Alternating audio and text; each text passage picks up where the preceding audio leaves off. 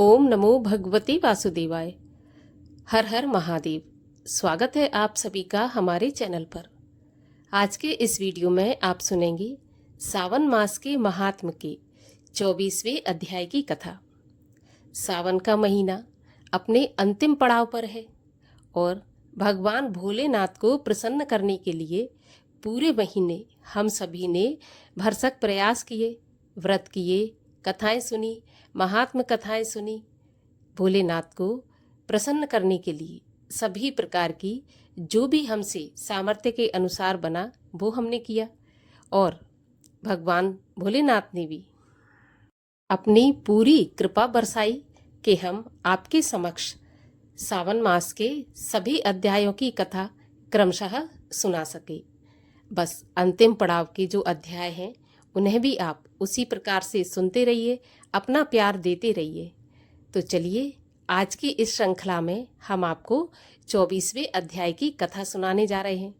परंतु उससे पहले आपसे आग्रह है कि अगर अभी तक आपने चैनल को सब्सक्राइब नहीं किया है तो चैनल को सब्सक्राइब करके बेल आइकन पर क्लिक कर लीजिए।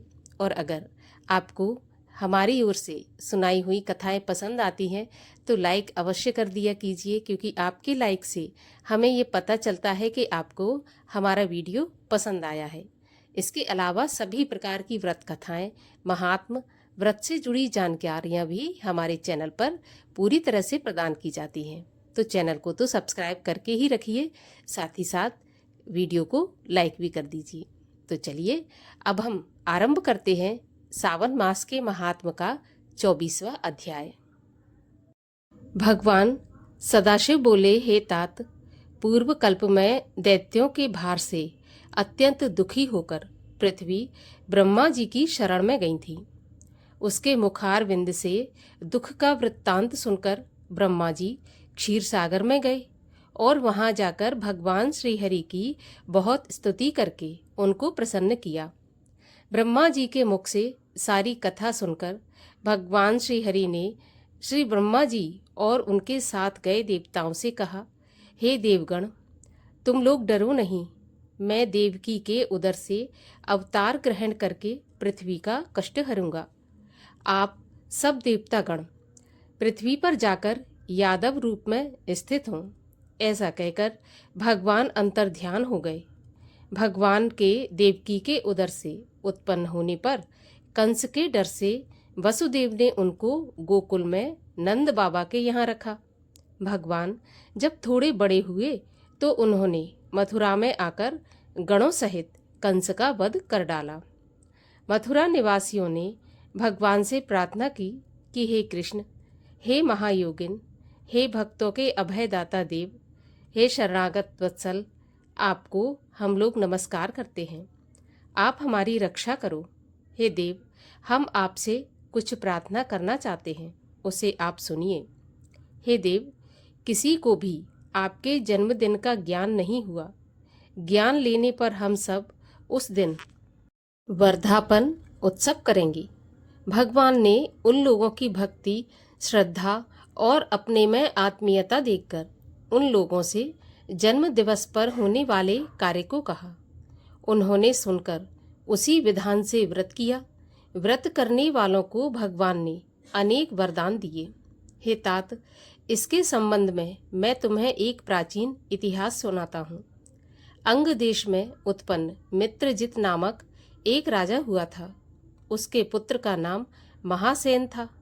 वह सत्य के मार्ग पर चलने वाला तथा अत्यंत साधु स्वभाव वाला था।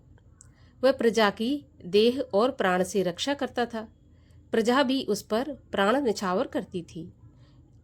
लेकिन अचानक वह पाखंडियों के साथ में रहने लगा और वह राजा को, जो कि कभी धर्मात्मा था, अब अधर्म में लग गया। वह वेद शास्त्र तथा पुराणों की निंदा करता था। वर्ण आश्रम धर्म से बहुत द्वेष करता था। हे तात, इसी प्रकार बहुत काल बीत जाने पर उसकी मृत्यु हो गई और वह काल के वशीभूत हो यमदूतों के वश में हो गया। यमदूत उसे पाश बंधन में बांधकर यम के समीप ले गए और दुष्ट संगत में रहने के कारण उसे बहुत पीड़ा और ताड़ना दी गई। फिर उसे नरक में फेंक दिया गया। वहाँ भी उसे बहुत काल तक अत्यंत पीड़ा और प्रताड़ना दी गई। नरक भोग कर अपने पापों के कारण उसे पिशाच की योनि प्राप्त हुई। भूख प्यास से अत्यंत व्याकुल होकर वह इधर उधर घूमता हुआ मारवाड़ देश में जा पहुंचा और एक वैश्य के शरीर में प्रविष्ट हो गया। और एक दिन वह पुण्य देने वाली मथुरा नगरी को गया, मगर मथुरा के पास पहुंचने पर मथुरा के रक्षकों ने उसे उस वैश्य की देह से अलग कर दिया। वहां पर वह जंगलों में तथा ऋषियों के आश्रमों में घूमता रहा। देव योग से जन्माष्टमी के दिन ऋषि तथा ब्राह्मणों द्वारा की जाने वाली महापूजा में सम्मिलित होकर रात भर वह जागता रहा। उसने वहां हरि कथा सुनी। उसके प्रभाव से वह उसी क्षण से निष्पाप, पवित्र और स्वच्छ चित्त होकर प्रेत शरीर को छोड़कर विमान द्वारा विष्णु लोक में पहुंच गया। यमदूतों से त्यक्त होकर वह दिव्य भोग समन्वित हो गया। इस व्रत के प्रभाव से वह मोक्ष को प्राप्त हुआ।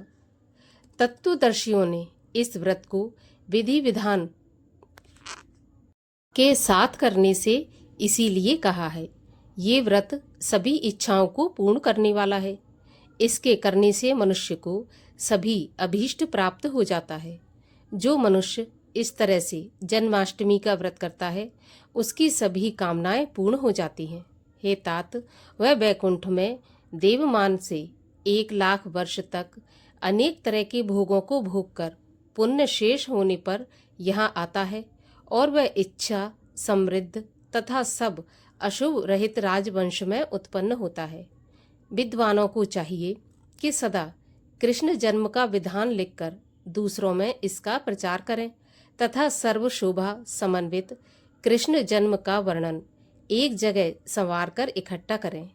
जिस जगह पर ये व्रत और उत्सव सहित श्री कृष्ण की पूजा होती है वहाँ पर कभी भी परचक्र का भय नहीं होता। उस स्थान पर मेघ स्वेच्छा से वर्षा करता है। जिस घर में भगवान श्री कृष्णचंद्र जी महाराज की पूजा होती है वहाँ पर सब प्रकार की रिद्धियाँ होती हैं तथा प्रेत आदि का भय नहीं होता। संसर्ग में भी जो भक्ति द्वारा अव्यग्र मन से व्रत का दर्शन कर लेता है वह पाप ताप से छूटकर हरि के चरणों में पहुंच जाता है। इस प्रकार से भगवान सदाशिव ने श्री कृष्ण जन्म अष्टमी के व्रत का महत्व और विधान सनत कुमार जी को बतलाया है। इसी के साथ 24वें अध्याय की कथा का समापन होता है। आगे के अध्यायों की कथा सुनने के लिए चैनल को सब्सक्राइब अवश्य कर लीजिए और अगर आज की कथा आपको अच्छी लगी हो तो लाइक अवश्य कर दीजिए।